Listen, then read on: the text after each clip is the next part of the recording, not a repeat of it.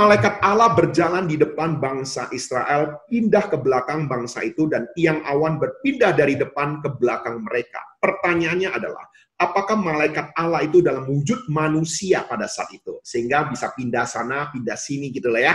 Nah, ini satu pertanyaan yang patut kita perhatikan juga. Ini juga berbicara tentang doktrin malaikat. Ya, coba kita melihat beberapa pemahaman. Apakah malaikat dalam wujud manusia?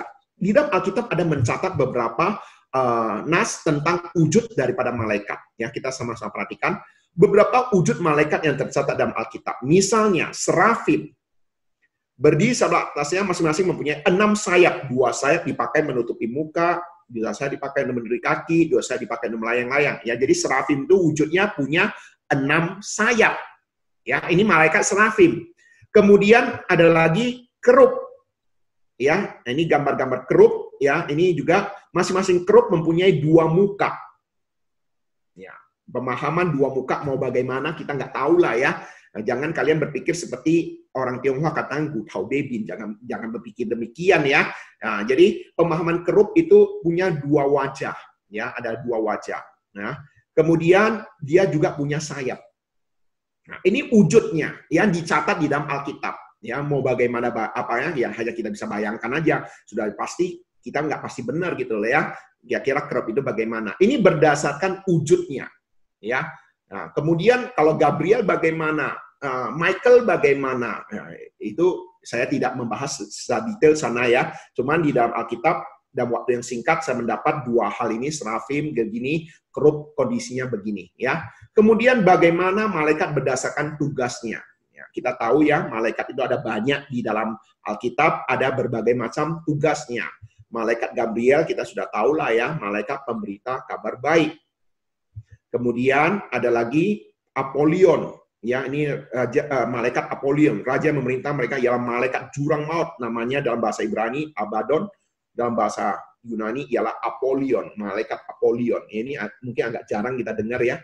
Kemudian ada Michael, dia ini pemimpin daripada para malaikat. Ya, penghulu malaikat bernama Michael, ya. Kemudian serafim, ya, tadi sudah saya katakan ini malaikat pemuji, ya, malaikat pemuji, ya. Ya, yang memuji kudus kudus kuduslah Tuhan semesta alam. Kemudian kerub itu tugasnya apa? Salah satu tugasnya yang dicatat di dalam Alkitab, ia menghalau manusia itu dari sebelah timur Taman Eden dan ditempatkannya beberapa kerub dengan pedang yang menyala-nyala dan menyambar-nyambar untuk apa? Menjaga jalan ke pohon kehidupan, menjaga jalan ke Taman Eden, gitu loh ya. Jadi ini beberapa tugas ya, tugas daripada malaikat. Ya, jadi kalau misalnya tanya, adakah malaikat dalam wujud manusia? Saya rasa ada yang ada begitu, karena Gabriel mungkin demikian ya. Nah, tapi ya di dalam wujud yang lain juga banyak. Nah, berdasarkan tugas kita bisa melihat ini ya beberapa nas Alkitab yang dicatat.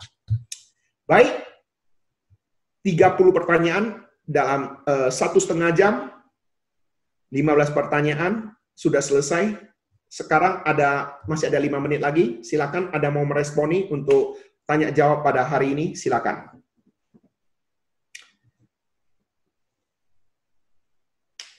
Jadi jelas masih ada sekitar 17 pertanyaan lagi ya. Tadi saya sudah katakan semalam kita ada 35 pertanyaan, hari ini lebih kurang ada 12 pertanyaan baru ya. Hari ini ada 12 pertanyaan baru.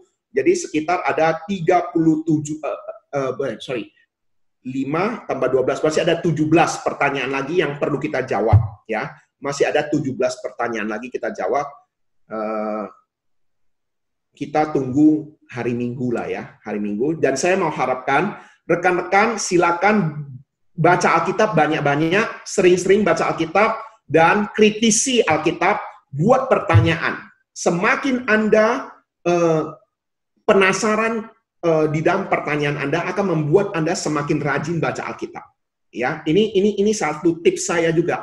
Ya, semakin Anda penasaran di dalam isi Alkitab akan membuat Anda semakin rajin baca Alkitab. Anda lihat aja ibu-ibu kenapa suka nonton drakor, kenapa suka nonton telenovela. Ingat karena waktu penutup sudah nggak kan ditutup ya, waktu puncaknya langsung tutup gitu ya, sehingga ibu-ibu harus menanti besok mau nonton kira-kira ceritanya bagaimana. Coba kita juga dalam membaca Alkitab buat kita ingin tahu, sehingga membuat kita apa? Semakin belajar, semakin belajar.